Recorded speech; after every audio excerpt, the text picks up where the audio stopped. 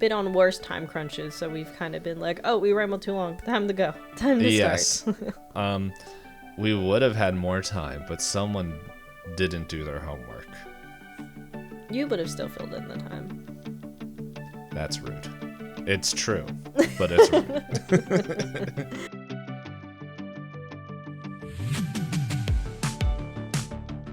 Hey everyone, welcome to another episode of Pointless Discourse with myself, Hoppocalypse, and Itisdpayne.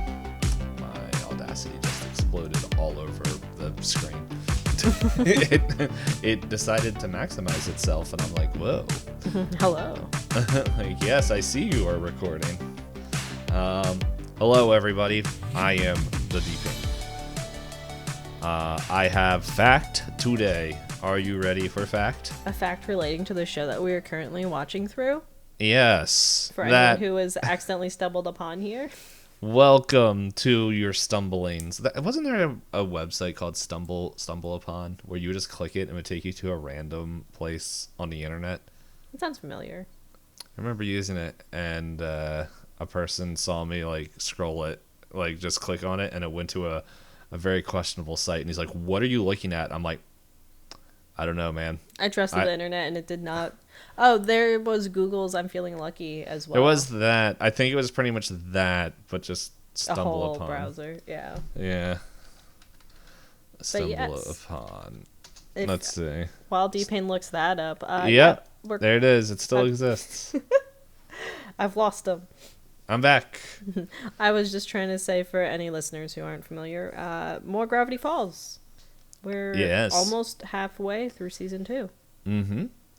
And the fun facts, so we've been sharing fun facts. Also, something that we stopped saying because I think we just forgot is there will be spoilers. Yes. We have been on worse time crunches, so we've kind of been like, oh, we rambled too long. Time to go. Time to start. We would have had more time, but someone didn't do their homework. You would have still filled in the time. That's rude. It's true, but it's rude. We do always banter. But yes, what is fact number 27? Yes, the true hero of Gravity Falls. Bill Cipher makes many unmentioned appearances. And I don't think it explains any of them. It just says Bill Cipher has appeared in some episodes as a hidden triangle. In fact, he can be seen in some episodes just watching the crew without them knowing. No examples. But we called out a few of them. When we find them. The wiki is kind of good at saying, like, oh, by the way, he appeared. Yeah. But yeah, I guess, what the heck is on this wire? Just if this is your first time listening and all this stuff, pretty much what we do is we roll dice, which I guess I should do soon. And that will determine who is going to give an overview of the episode, where we just kind of go scene by scene pretty much. And then we share who our favorite character and who we feel the most like. Because that's what we used to do with a lot of shows. Which I guess, you know what, we should probably find a personality quiz if we haven't already. I was going to say, I believe that's why we started tracking this, to see how accurate we really are. Because we used to take quizzes every podcast episode, because I love online quizzes and being told things by the internet, even though most of the time they're not good quizzes. Yeah. Like most of BuzzFeed quizzes. I was thinking about that this weekend or this week, and I was like, I do miss that. A fun way to end it out. It is hard to share via audio, but we do try to read it out. Yeah, it's hard to share on audio, and then also, I think the bigger issue that we kept running into is that not every quiz is kept up to date. So, we would load it, and images were just broken. Or some of them would just be blank things, and you can click things, but what does it mean? Yeah. But yeah, so when Dpayne brought up dice, we rolled dice because we're both role-playing nerds. I am... Okay, I guess I should roll my dice now, given the eyes he's giving me. You ready for me to hit my dice on my phone? Yeah. Oh my goodness. I rolled a 4. Oh my god. It's finally my week. Good thing I just watched the episode, and I revealed to any video viewers that I got a lot of mess on my phone because I tried a new recipe. So I have my phone unlocked and splish splash. What kind of recipe? Lemongrass chicken. Ooh, that's good. Yeah, I don't know if I like the recipe I did, but I also found that I didn't have a lot of soy sauce left, and I was just kind of wing-jangling things together. Sorry, I also watched You Suck at Cooking. I learned about French tacos. Okay. If you look up a French taco, it doesn't look like a taco at all. Okay, give me 1 second. Mm-hmm.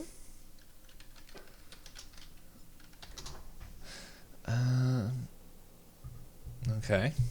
Let me go to images here. That's a French fry. Multiple French fries. Inside of there, yeah. Yeah. On a panini press. Mm-hmm. I give it a shot. I wouldn't call it a taco, but at the same time, I wouldn't give it a... You would eat it. I give it a shot. Yeah, it doesn't look terrible. It's just not a taco. Yeah, it's a panini wrap. With the French fries and everything inside. Yeah. It seems like something that would show up on like dumpster dives and or whatever. Diners dives and In Flavortown. Mm-hmm. Yes. Yeah. Do you have anything else to add before we jump into the episode? I really like what I made this week, but we're not a food podcast, so I made a carbonara for the first time. Carbonara is tasty. Yep. I had it. I am part Italian, and I said on stream when I made it, I'm like, my hand unironically almost did the Italian thing while eating it, and I'm like the genes, they know. You can't run away from your DNA. Yeah. But go ahead. I get to sit back this week. I know. You've had give color commentary. I don't know. It feels like a lot. It's in the spreadsheet. That's what. Oh yeah, 3. Yeah. Yeah, because I added mine in. So yes. So in this episode that I don't remember at all. I've watched Gravity Falls a few times, but I did not remember this episode at all. Oh yeah, this episode I literally thought happened in season 1. Like I remember bits and pieces, but I thought it happened in season 1.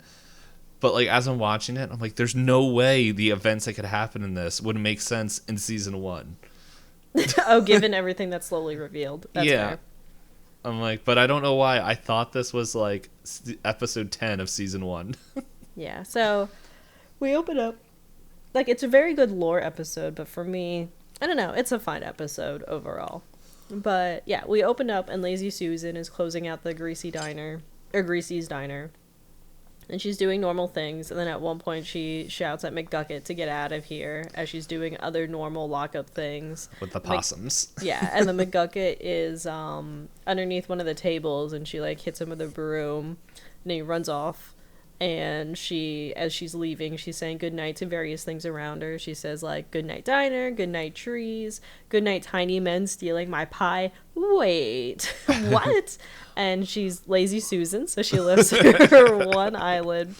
And we have the same gnomes that we've been seeing reoccurring throughout the series, basically joking, if you don't get this pie, I'm going to become a cannibal. I'm so hungry right now. Mm-hmm. And he acts very friendly towards Lazy Susan, and she starts screaming about what should I do? What do I do? She runs to a payphone and starts to dial 911, explaining everything that she's seeing. And then you see 2 figures in hooded cloaks rushing towards her from the bushes. And she's saying that it's unbelievable, it's undescribable, I don't know what's happening. And then they kidnap her while she's on the phone, and she starts screaming, and they drag her away into the night. Not a good emergency services line. Yeah. To which we don't know who this is yet, but we see someone say it is unseen, and they graffiti the symbol for the it's just an eyeball with an X through it, right? Yeah. Yep, yeah, that's all it is. I was trying to think if there's a fancier way to describe it, but no, that's about it. Yeah. And then the gnomes are going back off to the pie, and they are able to grab it, and they run off and drop a slice. And Jeff, the gnome that is often talking in the show, goes, I was this close to eating you, Steve. Poor Steve. Poor guy. But yes, so then we get the intro song, and then after the intro song, we see Dipper, who has basically his yarn, his crazy board of trying to figure out who the authors of the journal are. And he gets upset because he's chewing on his thinking pen and breaks it, and it breaks in his mouth, and he throws it into his box of thinking pens. It reminded me of something I did with a pen once. Do you remember gel pens? Were they a thing? Mm-hmm. So I remember looking at it, and I saw I used it a bunch, and the gel wasn't all spread out. It was spread out, but it wasn't it was bubbles. In my head, I'm like, well, I should be able to just blow into it and have all the ink go collect down at the bottom. Except in 5th grade, you kind of get inhale and exhale mixed up when you're thinking hard. And so I sucked, and my tongue turned a pale purple. What did it taste like? I don't remember. Can't have been that bad then. Yep. It was more just it hit my tongue, and I ran to the bathroom. I was expecting you to say that you took the tip of the pen. Don't mind me as I fidget with pens while we meet. And that you tried to you purposely tried to suck the ink towards you. So I guess this is less bad because you thought opposite, but you accidentally did the wrong thing. I did do what you said. It's just in my head I thought it was going to go the other way, and I don't really know why. That's okay. You were a kid then. I'll go with that excuse. But yeah, so as Dipper is dealing with his board and his thinking pen's breaking in his mouth, and you have Mabel run up screaming that she got something. And Dipper's like, yay, a gross green bottle? She's like, no, it's a message from Armando, remember? He was part fish, part shirtless guy. And she freaks out thinking, what if he wants to get back together? And Dipper was like, I wouldn't get your hopes up. She's like, my hopes are so high, they're through the roof. And she's squealing as she pulls out the letter. And she starts out, Dear Mabel. And she's so excited. It is with a heavy heart. So far, so good. That I must inform you that I'm getting married. She starts freaking out, and Dipper's like, yep, there it is. And then she pulls out a picture that shows that Mermando is being forced in an arranged marriage with the queen of the manatees. And Dipper is like, you'll get over 'em. And then Mabel looks at the picture and is like, she's so beautiful. And it's literally Mermando frowning with a manatee in a dress with boobs. Yes, Mabel proceeds to go over how every one of her crushes over the summer has been terrible. She has her own collage, because in the beginning of the show, we know that she likes to scrapbook and everything like that. So she has Norman, who turned out to be a bunch of gnomes. She has Gideon, who's a child psycho. There's Gabe Benson, who made out with his own hands. Yeah. And then now she points out that Mermando is another failed crush for her. And Dipper is like, look, I'm still struggling with everything, so it's not just you. The summer's bad for both of us. And Mabel happens to catch through a magnifying glass pointing at the laptop that is now destroyed, that they were trying to get access to through Bill Cipher. It is labeled with McGucket Labs on it. And, it's through the bottle. She sees it zoomed in. And Dipper goes, Old Man McGucket? And Mabel's like, do you think? And Dipper goes, it couldn't be. It doesn't make any sense unless, and then proceeds to connect all of his lines back to a picture of McGucket. And he goes, wait, this, and the name of this. So that would mean Old Man McGucket wrote the journal.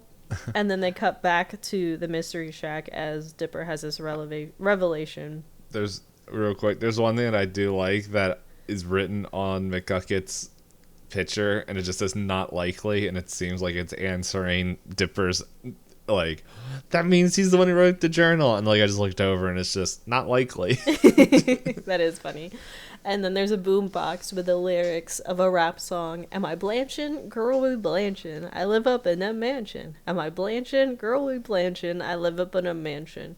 And you have Seuss, who's rapping alongside it while he's sweeping, and Wendy, who screams. He's like, I can't get this terrible song out of my head.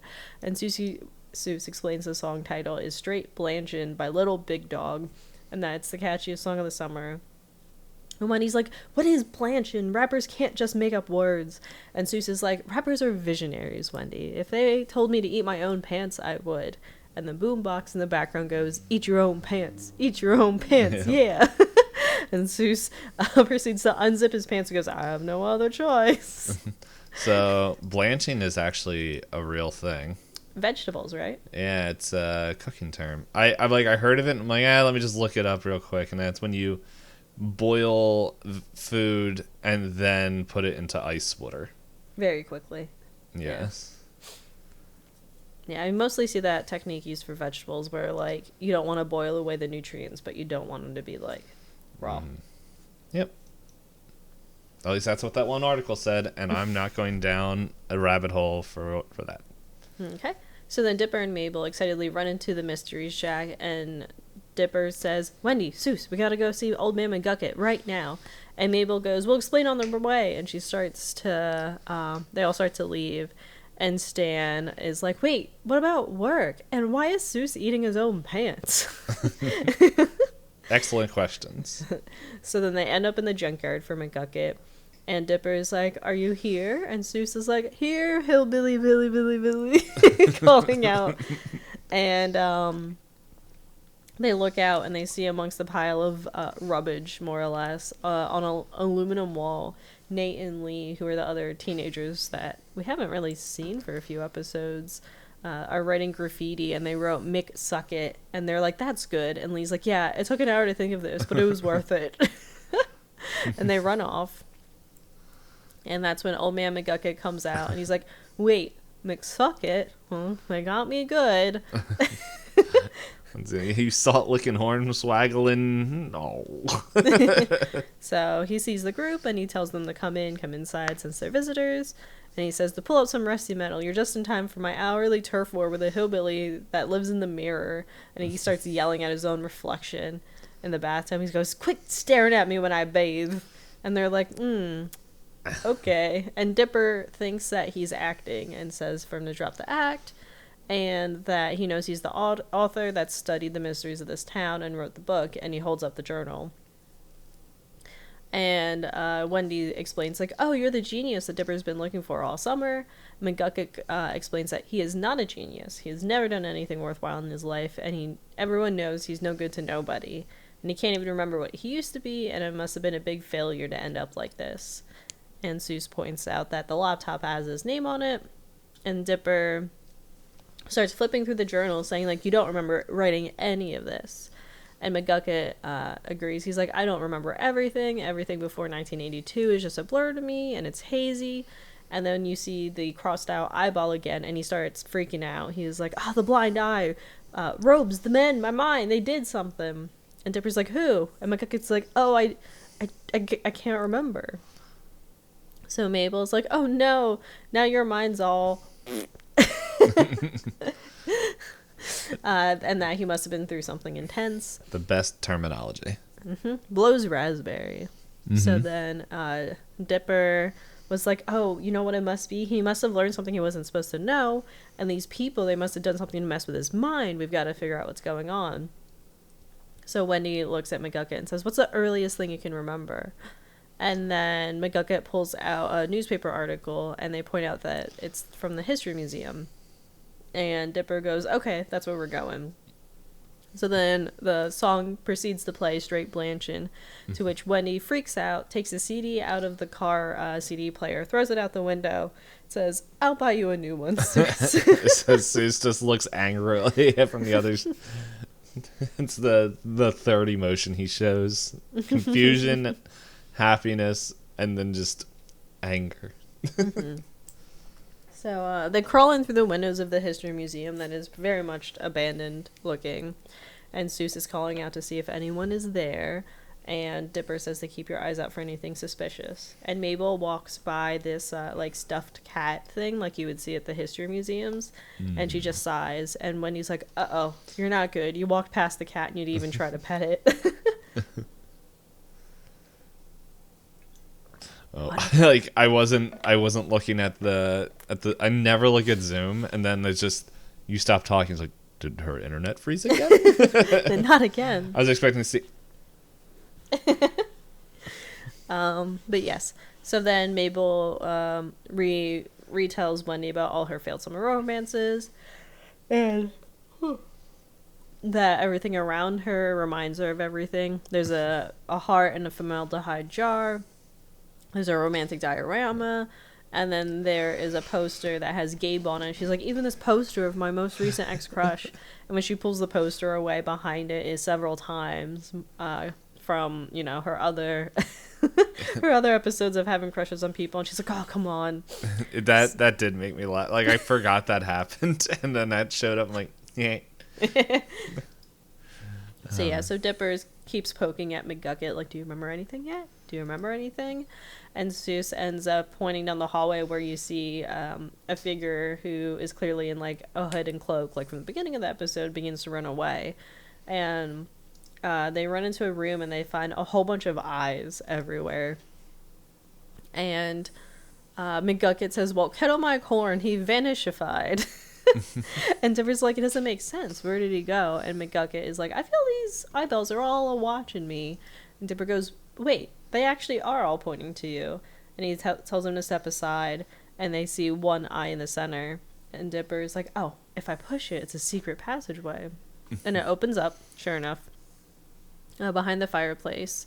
McGucket says, we'll have to be stealthy. I'll hambone a message if there's trouble. And he starts to slap his arms and legs, and the subtitles say, coyotes are coming for sweetbreads. And Dipper just stares blankly at him and goes, I have no idea what that means. But then they all head downstairs anyway, and they find a whole group of men in these hooded robes that are speaking Latin. Do you want to take this one away, since you've been doing a lot of the other episodes with Latin in them? The Novus Ordo Seclorum, which is, according to the transcript here, is Latin for New Order of the Ages. I think Hop is just making me say this in case it does summon something into reality. Yeah, you can have them in your apartment. You'll have more people to help you with it. In my house, there's only 2 of us and 2 rabbits. This doesn't help with the thing I was talking about earlier.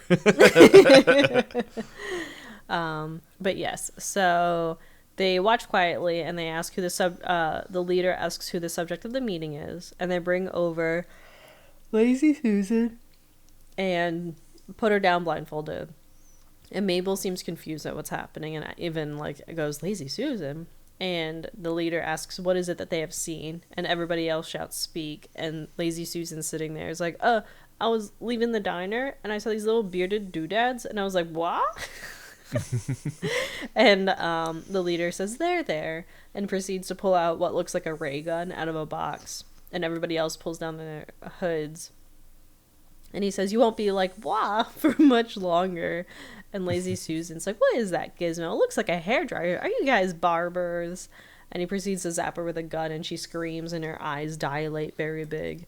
And he tests her again and says, Lazy Susan, what do you know of little bearded men? She says, my mind is cleared thanks to the Society of the Blind Eye. And they all shout, it is unseen.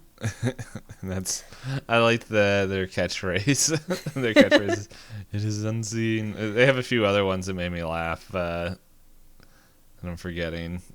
Well, we'll get to them. Yeah. But yeah, so Dipper realizes that they've erased part of her memory. And McGucket ham bones. Oh, and an expletive. And Dipper turns around asking if they've seen it. And Seuss, being mean behind the curtains, is like, they should have wiped off that awful mascara. And Mabel is like, I think she looks beautiful, Seuss. And when he's like, she's doing the best she can, Seuss. And Seuss is like, whoa, touched a nerve. So then the leader asks Lazy Susan how she feels, and she says, I feel great. I can't even remember what was wrong or what I'm doing here, or if I'm a man or a woman. And he proceeds to say that her memories will be safe with them and will be buried in the Hall of Forgotten, and removes a tube from the ray gun that he pulled out and writes on it, parentheses, Lazy Susan Wentworth. And they chant, into the Hall of the Forgotten, and at the end they've been like, oh, good chanting, boys. Have you guys been practicing? Very proud of each other. And the leader says the meeting is adjourned. And then they say, unsee you later. Yes, that was the one that made me laugh. So Dipper puts two and two together and goes, oh, this is amazing. It's a society of evil mind erasers. I bet they erased your mind a long time ago. If we could only find where your memories are being hidden, it could be the key to unlocking all the mysteries of Gravity Falls, which, you know, is always Dipper's thing. So then he asks that Mabel, Wendy, stay back and make sure the robe guys don't come back. And Wendy messes with Mabel's hair and calls it Girls Club. Dipper picks out Seuss, himself, and McGucket are going to go find the actual Hall of the Forgotten. And then Seuss's hat ends up sucked into the pipe, which is how they sent the stuff to the Hall of the Forgotten through all these old, like, messenger tubes throughout the place. So Dipper shouts to follow the hat, but then a society member hears them and asks if someone's there. And they freak out and go, what do we do? Where do we go? And then they cut slightly to find themselves dressed up in, like, one of the... It kind of reminds me of the one where they time traveled back, and there's, like, the covered wagon, and then Seuss is a lady in a dress holding a baby Dipper, and there's McGucket standing next to him. And... yes, they're trying to be a diorama. So one of the members comes and keeps trying to put McGucket's eyes together, but they keep separating and looking apart. And he says that, wow, these are poorly made. And the other member there is saying that they swore they heard somebody. And then the first one's like, it's probably just the janitor kissing that wax settler woman again. And they're like, oh, I wish I could erase that from my memory as they go to leave. And Dipper catches Seuss's hat going through the tubes, so he says, keep following it, hurry. And McGucket says, honey, foglin, salt licking, skullduggery. Man, you're going to teach me some of those old man swear words. So then you have Mabel and Wendy kind of sitting together, just watching over the main chamber. Drink. Yeah, take drink.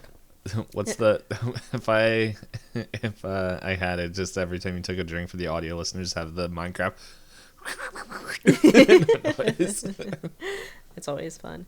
But yeah, so Mabel is explaining to Wendy, she's like, I hug a lot, I can burp the alphabet, I have scratch and sniff clothing, why does every guy leave me? And Wendy's like, who cares, boys are the worst, you shouldn't get hung up on it. Says Wendy, who has how many ex-boyfriends? 32. but she breaks up with all of them. They never break up with her. But Mabel's like, maybe I come on too strong. So then Wendy is like, pretend I'm a boy, and she changes her hair to a mustache and then moves the hat around and goes, testosterone. And Mabel goes, hi, I'm Mabel, I'm 12 and I own a pig, want to get married? And Wendy laughs and goes, you know what, that's perfect. And says that she should just forget about guys. And then Mabel goes, you know what? You're right, I should, and picks up a memory gun. He's like, you know what? If I just type in summer romances into this thing, I won't feel bad about them anymore. And when he's like, hold on, no. You could accidentally erase, like, learning how to read or breathe. And Mabel goes, or one of those terrible summer songs you can't get out of your head, to entice Wendy to do it as well. And then the boys find themselves in what is known as the Hall of the Forgotten, where there are memory tubes stacked all the way up to the ceiling. And Seuss points out, he's like, look at all these tubes. People must be getting their minds erased all over town. And Dipper looks around, and he ends up finding a tube titled Robbie V Memories. So Seuss puts it into the viewing machine, and they watch it. And they say, Robbie, what is it that you have seen? And he says, so I was attacked by this magic kung fu guy that was throwing, like, balls of fire at me. I kicked his butt, though. And the leader goes, Robbie, speak honestly. And he goes, I was saved by a 12-year-old. But Dipper is confused. He's like, why are they erasing everyone's memories? I don't get it. McGucket finds one labeled his own name, and he says, it's those words that people call me. Yes. So Seuss is like, oh, we did it. We found him. And McGucket's like, grabby. But then once he gets it, it sets off an alarm. And Wendy is still saying, like, are you sure this is a good idea? And Mabel says, all ideas are good ideas. And before she can actually shoot herself with a memory gun, Wendy points out, can you hear that? And then McGucket starts screaming, the alarm in my brain is ringing again. And he's standing on top of, like, the pedestal holding his canister while this large stone eye that's glowing red starts to point at him. And a society member shows up and he goes, halt, who's there? So they all proceed to run as they're getting chased. And McGucket says, "Oh, you've really tarred up now, Fiddleford. This is all your fault. Why does my beard have a bandage? Does that even make sense? Why has no one pointed that out?" I find this line really interesting, personally. He just randomly becomes sentient that his beard has had a Band-Aid in it for... Well, it's the first time... It's like the first time he says his name, isn't it? Oh, that is also true. With him kind of cracking the stuff. Yeah, the old memory blocker. Because it's just like... It's like everything he does up to this point is like complete nonsense, and then it's just like at least in me, and I could be forgetting. Maybe there's another part where like his first name's mentioned. His first name's mentioned, but it's like I think it's the first time like him says it like that I can remember saying it himself, but then also like questioning what he's doing. Like everything else is like I build giant death robots because of my son won't pay attention. To me. My ex-wife like sued me, or like my wife broke up with me, and it's just like he builds like all these like extreme contraptions and robots and stuff, but it's just like, and like even the episode where he makes the potion to change Dipper's voice, but like he like he doesn't like question the morality, he doesn't question like how it's done, he just does it. That's a good Same point. with like building Gideon's metal robot. Yeah, his big version of himself. Like he doesn't. There's like no question. He's just like just doing it. He does also say at one point, "Is this a bad idea?" And goes, "Well, oh well." Yeah, and like continues working on it. Yeah, so yeah, neat thing to point out. But yeah, so then Dipper, looking out, says that he believes that they're safe, but then hands reach out from the shadows and cover Dipper and Seuss's eyes. And Seuss is like, "Are we playing Guess Who, dude? Dude, I know it's you, Dipper. Such big, strong hands." And they get pulled away and dragged off. And they find that everyone, including Mabel and Wendy, has been tied to a pole.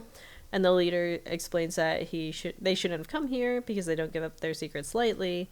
And Wendy shouts, "Who are you bathrobe-wearing freaks?" And Dipper's like, "Why are you doing this?" And Mabel's like, "What is with your creepy British accent?"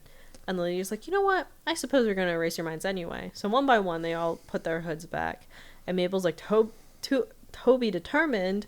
Dipper's like, Bud gleeful. Wendy's like, "That farmer guy." And then, yeah, there's a member of Tats behind him. And Sue says, "Creepy dude who married a woodpecker. You two? How's that marriage going, by the way?" And the woodpecker guy staring at the woodpecker's like, "Oh, great, great." And then leans in and whispers to Seuss, even though the woodpecker's still on his shoulder, "Not great." He should be in more episodes. And the leader says that they've never met him before, and he proceeds to bring his hood back, and it reveals a bald tattooed head and a red scar over one eye. He says he is Blind Ivan, and they are the Society of the Blind Eye.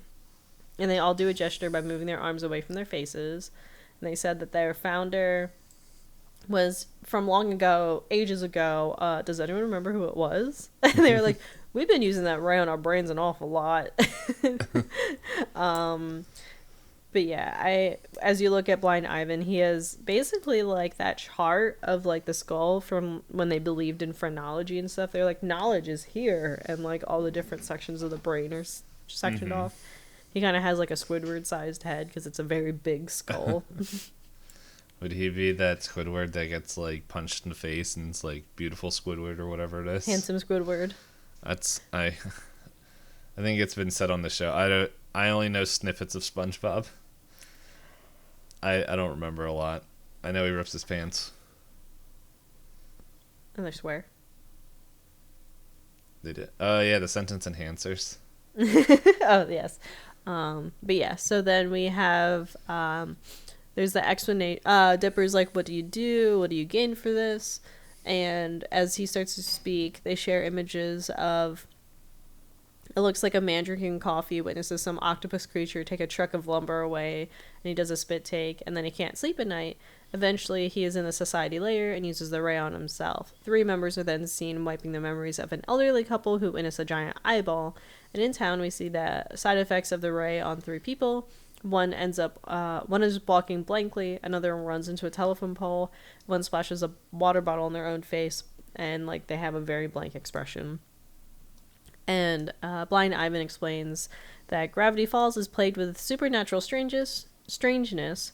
No one knew how to stop the things that went bump in the night, so our founder invented the next best thing, a way for us to forget. We took it upon ourselves to help the troubled townsfolk by erasing the memories of the strange things they've seen. Now the people of Gravity Falls go about their lives ignorant and happy, thanks to us. And as a perk, we help ourselves forget things that trouble us. Everyone has something they'd rather forget. In fact, your own sister was about to use that round herself. Isn't that right? And Dipper is surprised and is like, Mabel? Seriously? And she looks ashamed and is like, maybe. Dipper's like, don't you see? This is ruining lives. What about old man McGucket? He lives in a hut and talks to animals thanks to you. Don't you feel bad about that?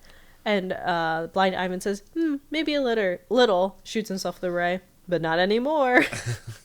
I did realize, though, with the what Mabel wanted to forget with summer romances, that means she would also forget Kraz and Zyler. Oh no, her dream boys. Yeah. Maybe, I don't know, maybe they extend outside of a summer romance. But yeah, maybe they've been a romance like ever since they were acting. They're the goal. They just, she wouldn't have had the romance bit with them in Dreamscapers. Yeah, Dreamscapers. But yes, so Blind Ivan says you won't be sharing what you've learned here with anybody else, and says say goodbye to your summer as he starts to type in summer into the ray gun and begins to aim it at them. And Sue says, guys, if we're gonna forget everything, I got some stuff I want to get off my chest. Mabel, for half the summer I thought your name was Maple, like the syrup. Nobody corrected me. And Mabel shouts, I only love some of my stuffed animals and the guilt is killing me. And Dipper admits, sometimes I use big words and I don't know what they actually mean. I mean, I'm supposed to be the smart guy. If I'm not the smart guy, who am I?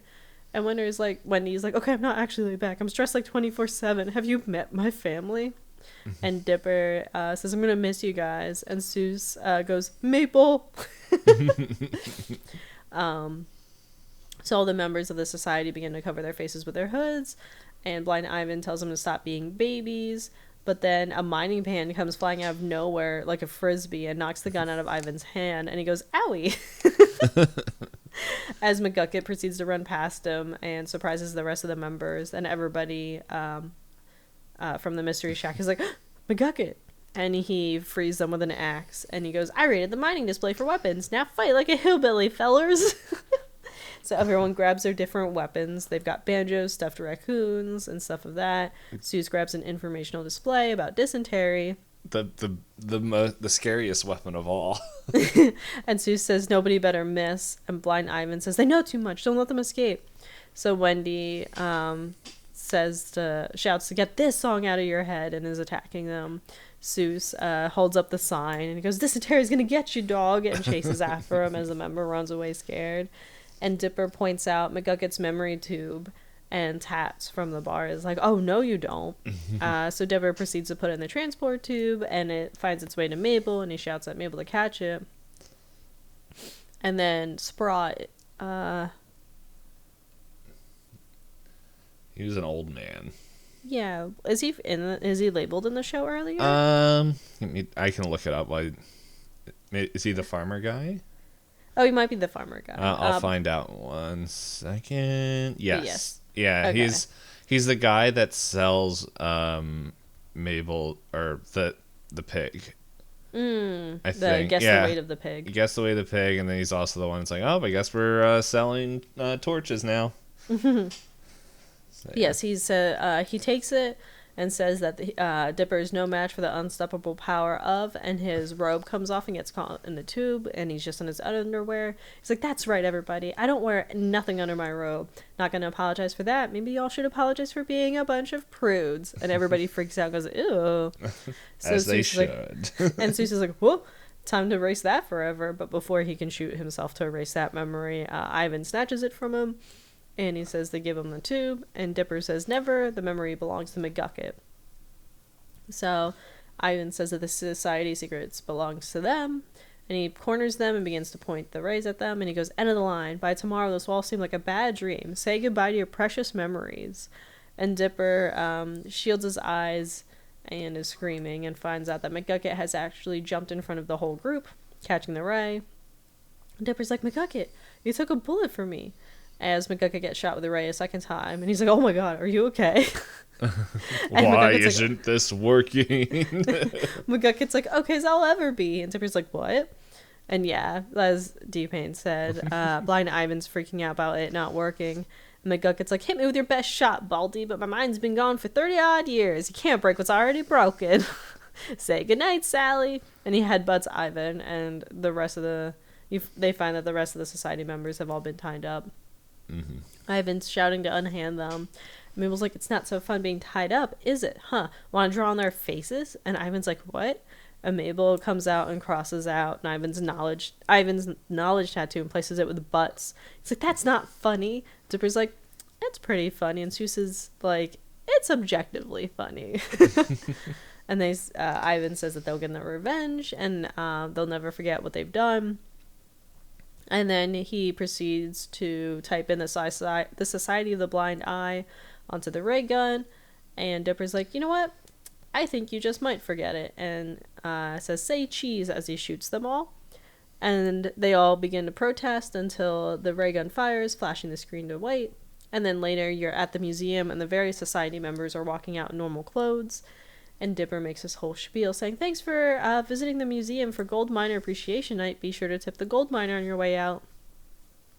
And Ivan's like, what's my name? Where am I? And Dipper's like, oh, might have overdone that one.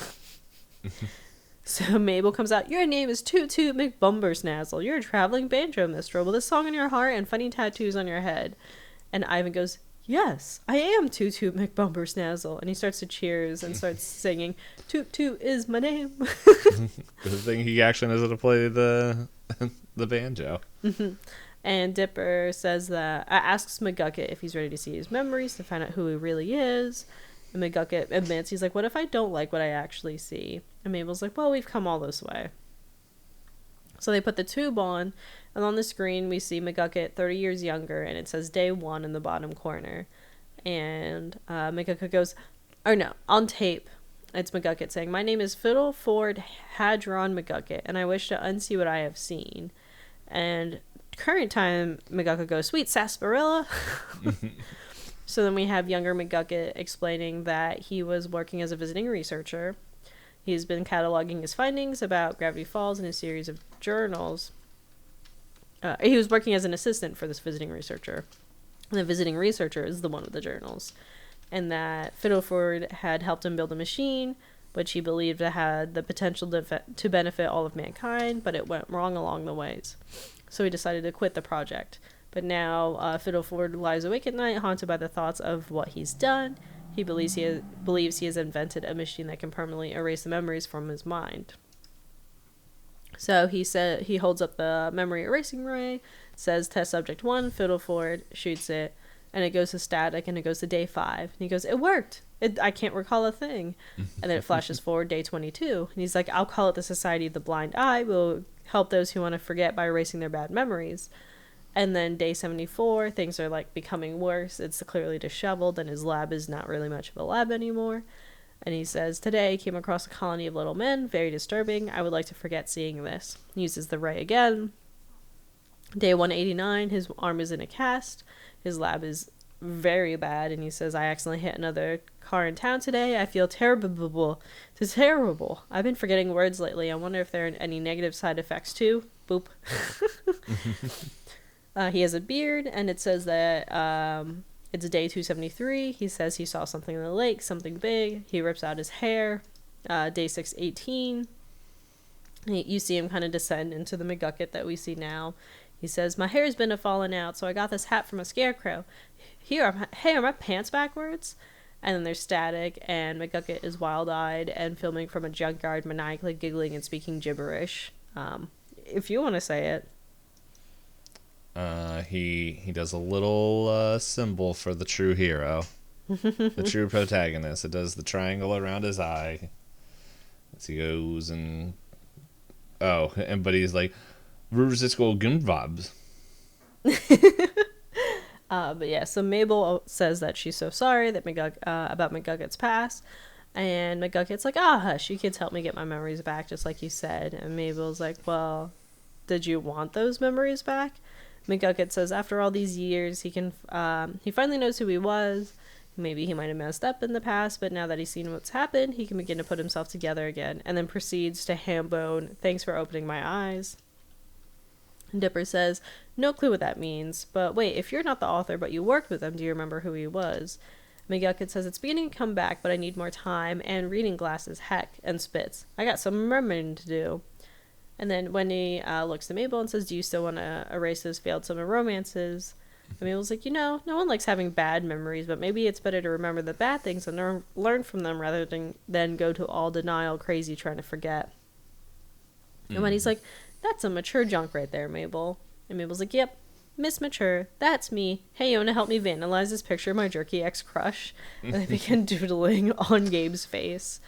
And when they get into the car, Wendy says, you know what? Going on this big adventure actually made me get that stupid song out of my head. And as soon as Sue starts the car, he goes, nice. And the song starts playing. And Wendy freaks out. It's like, oh, come on. Rightfully so. Then we come to the very end. And we see McGucket sit in the back of a car with Dipper, flipping through a journal, saying, it's all so familiar. It's almost like I can remember. And then you see Stan beginning to turn on the universe portal, and things are getting sucked through it. And as he's pouring fuel in, he says, all right, you're getting closer. Every day it's getting stronger. He goes, yes, like I said, things are flying around in the room. And he says, I don't care if it's dangerous. I don't care how long it takes. I'm gonna pull this off. No one's gonna get in my way. And as he's saying this, a picture of Dipper and Mabel are slowly coming into focus. And end scene. Mm-hmm. I do like this episode. I think, as you were saying, it does show a bunch of fun little neat things. Yeah, let's see. I looked it up because I was curious. 618 days is like almost a year and a half of him shooting himself with a memory erasing gun, not with an actual gun.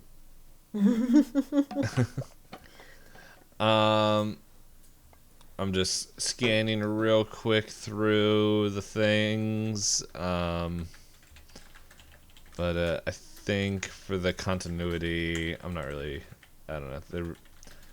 I think we kind of mentioned most of them, most of the things throughout the episode. Yeah. Let's see. Trivia normally has some fun things. To report the separate characters, these include McGucket, which, as we mentioned, not likely. Schmipper, which is the old printer. He's the old man. No, it's one of the young kids that in the second episode is like, I'm glad we're out here fishing with you, Grandpa. The perfect grandkids. Yeah. It's I don't know which one Schmipper is. Lazy Susan, Toby Determined, the Lefty Robot, which... The Lefty Robot is a robot disguised as a resident of Gravity Falls. The left side of the robot resembles a human male. It always faces left due to visible little green creatures working its body on the right side. The Summerwing Super Worker with that has a note that says hates us. An unnamed veteran, which note says weird stash. Oh, okay. It's just this random just old in dude. Yeah, some background character. Unnamed biker who is in. Hangs out at Taps. An unnamed woman with a headband with a note that says what, and Alex Hirsch, with a note that says who. And then it has everyone here.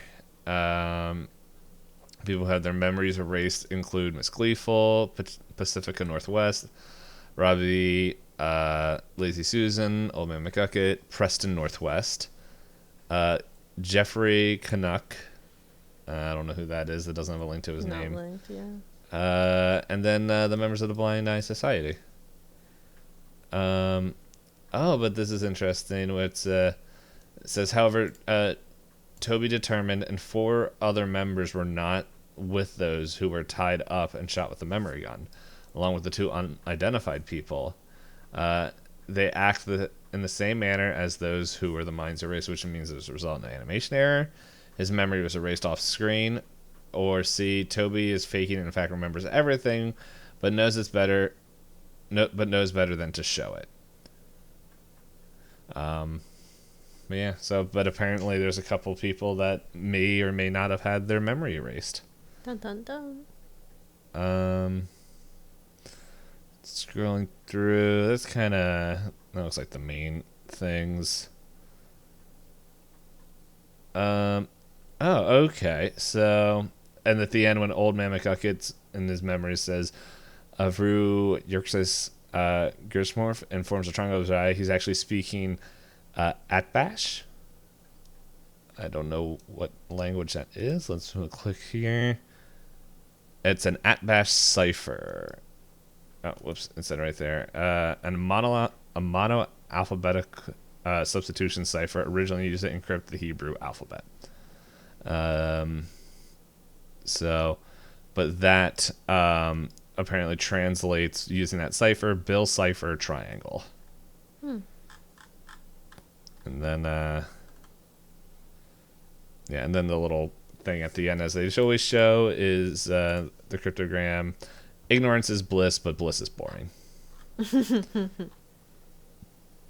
So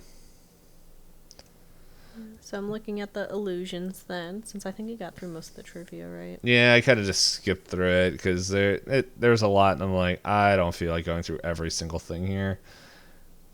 Like, it's I don't know. Some didn't seem like there's a lot of things that stuck out. So just some.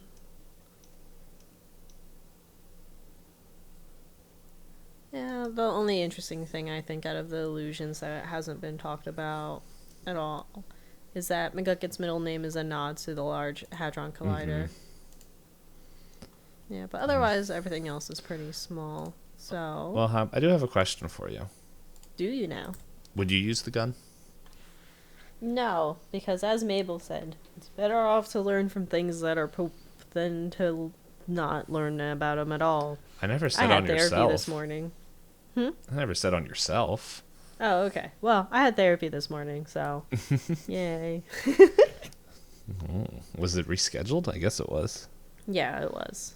Because her job observes Juneteenth on Monday. Oh, yeah, that did happen. I know some places observe it on... Yeah. Oh, yeah, some places observe it on Friday, some on Monday, and some places just don't get off for either one. Yep. I remember a conversation with one of the owners when they asked if we would get off for Martin Luther King Day, and their response was, "Do you see any black people working here?" So that will probably show if we're getting off for that day. There are black people that work there now, but that did not change their opinion. Yeah, that's my reaction too. I'm like, I'm not gonna say more about this about the employer, but it does do a lot of hms. But anyway, who's your favorite character? Favorite? I do like the storyline for McGuckets. It's a very good storyline. If I can ever convince you to watch Adventure Time and stick with it for a while. Ice King has a very interesting storyline that I think is like this one, but more heartstrings than McGuckets. As you said, you know how to make it happen. We just have to plan make it, it part of the make it part of the podcast. But as far as like general favorite, I do like Wendy this episode. She does have a little bit more airtime, and she is trying to be the cool teenager that's like, don't worry about it. You're so young that, like, you know, it's one summer. Blind Ivan is funny in a very stupid way. Don't write on my forehead. It's not funny. No, it's pretty funny. But I actually think I'm going to skip ahead. I'm going to say that I'm most like Wendy this episode. Trying to just be the person that's like... Yeah, because I was thinking about it. At first I was going to put Wendy as favorite, but I was like, but that's also most like... Because I also get annoyed when there's popular songs and they're just playing all the time. And I'm like, please get it off the radio. I want to listen to anything else. You literally can listen to anything else. You can change the radio station. But when 3 of the 4 radio stations you have pre-programmed start playing the same song, just slightly different times, yeah, I've had that happen. Don't you have a phone? Just plug in phone. I'm talking about at the time when phone wasn't an option to phone. listen to No, music. phone is always option. You can listen to your chiptune. Big tunes. Yeah, you have Headstrong will take you on. Oh my god. Blink-182 does very well as a bit tune. Ooh, wow, my knee. That didn't feel good. I guess if I skipped ahead to most like, because I think I need more time for favorites. So who would you say you're most like? I don't really have an answer for either. I'm trying to. Let me just scroll down to characters. I was like thinking about it this whole episode, and I'm like, I don't know. Are you Lazy Susan? No, I don't think so. You did say you had a bunch of random thoughts the other night. Like, what if all this stuff is actually happening to me? Yeah, I don't know. It's yeah, I guess she does go on a tirade about that. I don't know. It's but she's like just there and gone. It's just like she's there for like a total of what, maybe 5 minutes. Yeah. But it's just like I don't know. But I could also see myself like saying what Jeff says to the other gnomes, but like more in jest than like actually saying I'm gonna commit this cannibalism. Close. This close to eating you. Let's see. Seuss eats his pants. Seuss is Seuss. You gotta trust the rappers. Yeah. Differ is trying to like put everything together, and he's wants to solve all the secrets. Yeah. McGucket has a revelation. Yeah. Revelation. Oh my gosh, my words. A revolution. Yeah. I don't like it.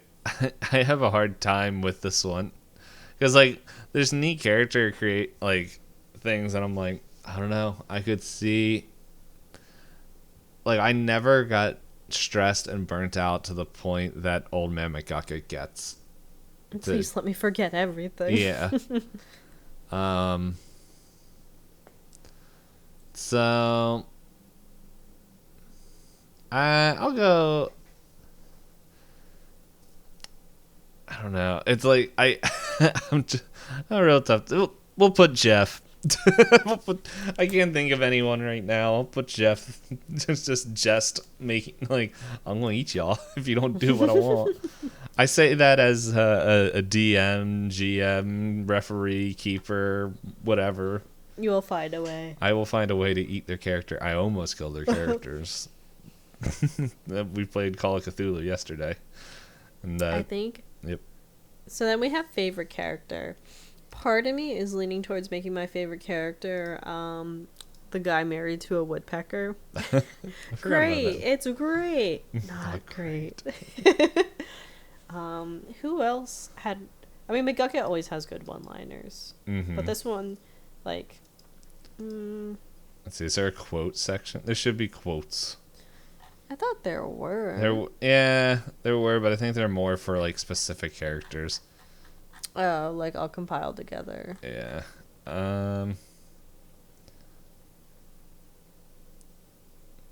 Wait, can I change my... I want to change my answer, because, like, I realized what it would be. And the thing is, I didn't think of it because this character is in the episode but never actually shows up. I want to be Little Big Dog. Oh, yeah, the rapper. The rapper, because I've been told many of times of stop singing and dude, this is hilarious, keep singing. There we go. That one fits a lot more. There we go. I think I'm gonna put my favorite as Woodpecker guy. Oh, I have him my favorite at another time. Nice. Consistency. Episode 8 when he I think he first shows up. Yeah, it's what Tremblay. That's when he gets married. Yeah. You never let me go on vacation. Not good. So who is your favorite? Abuelita. If only she was here. She's always here. She's in the background. She said that Vacuuming. Seuss's life is her soap opera. Now I have to put... I vacuum now. I vacuum now. I have to put McGucket. Oh, fair. He cracks me up. He is like... McGucket is the character that when I'm not running a game, I realize, like, my tabletop playing characters that I play, it's either Stan or McGucket. It's like those character types. Mm-hmm. So my old, thinking about it, my old Alan monk pretty much is Stan. It's this ex-criminal, grumpy old man that doesn't want to do anything and just complains, but then he just beats everything up and doesn't die. Good for him. I wish he died. I have a really fun second character concept, but it'll happen eventually. Yeah, I don't know. I gave him the Path of the Dead or something like that, and just mainly because he's gotten like so close to death almost every time we play, and he just doesn't die. And I'm like, go figure. I want this character to die to move forward, and now he isn't. But anyway, that's a different thing. Maybe if we talk about tabletop role-playing games again, we can we talk more about that. But we're not. This is the end of the episode. If you guys liked it, good for you. Let us know. Let us know that you liked it. Like, comment, share. Hit the thumbs up. Hit the subscribe button. If you're on iTunes, hit the stars. Maybe I'll remember to check the star rating one of these days before we hit record. We'll give you shout-outs if we remember. Yeah, it'll sound like this. Ah!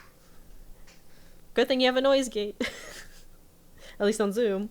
Oh, I didn't scream that loud. It's 15 minutes away before your pre-scheduled fun nighttime activity. And so it's also late here, and I'm not going to go yelling often. Maybe. Perhaps. But yes, the future holds many possibilities. We appreciate you listening this far, and again, like we said, we'd appreciate if you do any of the things that may let us know that you like it, and that maybe you can introduce us to new audiences. Until next episode, where we talk about what's the next episode of Gravity Falls? Existential Crisis. London's game. Oh, this is a fun one. Yep, we're back at saying this is a good episode. I don't know why I didn't remember Society of the Blind Eye. I like after watching it, I liked it. I like this episode, and it's like I remember it. I just never remember when it's supposed to happen. The order of events. Yeah, that's fair. And so, but it's like after watching, it's like there's no way this could happen any earlier. Oh, we'll have a chance to talk about role-playing games. The episode Dungeons, and More Dungeons is coming up. Yeah, that's what in couple. Well, isn't that like I don't know which episode that is. 5 more episodes. Yeah, I was like that's a double-digit episode, I think. Let's see. It is episode 13. So. Tune in then, guys. But episode 10, I think, is one of my favorites as well. Anyway, there's good episodes coming up. Season 2 is good. Pay attention or watch the show. Eat cookies. Okay? Bye.